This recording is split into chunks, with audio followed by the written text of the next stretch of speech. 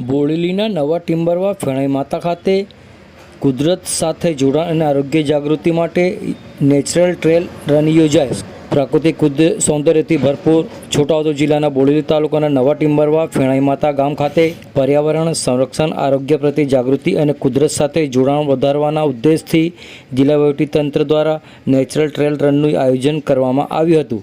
Natural trail રનને જિલ્લા collector Gargi Jain સહિતના મહાનુભાવોએ લીલી ઝંડી આપી પ્રસ્થાન કરાવ્યું હતું। નેચરલ ટ્રેલ રન માટે હેરણ નદીથી હેદનાથ મહાદેવ મંદિર સુધીના કુદરતી સૌંદર્યસભર દોડ યોજાઈ હતી। આ દોડ દરમિયાન દોડવીરોને ગુલાબી ઠંડી વચ્ચે અનોખો અનુભવ કર્યો હતો। આ પ્રસંગે જિલ્લા કલેક્ટર શ્રી ગાર્ગી જૈને જણાવ્યું હતું કે જિલ્લા વહીવટીતંત્ર દ્વારા લોકોમાં પર્યાવરણ પ્રત્યે જાગૃતિ લાવવા માટે નેચરલ ટ્રેલ રનનું આયોજન કરવામાં આવ્યું હતું।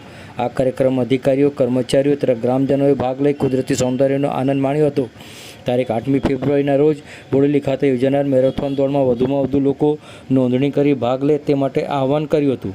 આ નેચરલ ટ્રેલ રનમાં જિલ્લા વિકાસ અધિકારી સચિન કુમાર, પ્રાઇવેટના વડા શ્રી કલ્પેશ કુમાર શર્મા, જિલ્લા પોલીસ અધિક્ષક શ્રી ઇમ્તિયાઝ શેખ, મદદનીશ કલેક્ટર શ્રી મુસ્કાન ડાંગર, મદદનીશ પોલીસ અધિક્ષક શ્રી હર્ષ શર્મા, બોડેલી તાલુકા પંચાયત પ્રમુખ શ્રીમતી શીતલ કુમારબા મહારોલ સહિત અધિકારીઓ, કર્મચારીઓ મોટી સંખ્યામાં ગ્રામજનો ઉપસ્થિત રહ્યા હતા। आओ सांभळीए आ अंगे जिला कलेक्टर गार्गी जैन શું કહી રહ્યા છે, સાંભળો તેઓના મુખે। નેચર ટ્રેલ રનના આયોજન કરવામાં આવ્યું છે અને આ રનથી અમે લોકો પ્રયાસ કરી રહ્યા છીએ એન્વાયરમેન્ટ તરફ બધાની જાગૃતતા વધી જાય। એમાં અરાઉન્ડ 800 જેટલા લોકોએ પાર્ટિસિપેટ કર્યા છે। એમાં બધા અધિકારીશ્રીઓ છે, કર્મચારીઓ છે અને ગામના લોકો પણ છે।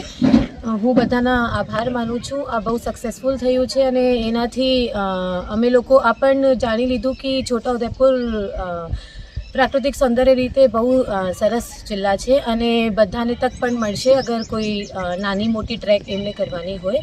એના સાથે જ હું બધાને વિનંતી કરું છું કે 8મી ફરવરીના રોજે બોડેલી ખાતે જે દોડ આયોજન કરવામાં આવી રહી છે એમાં રજીસ્ટર કરીને તમે પાર્ટિસિપેટ કરો અને એને સક્સેસફુલ બનાવો।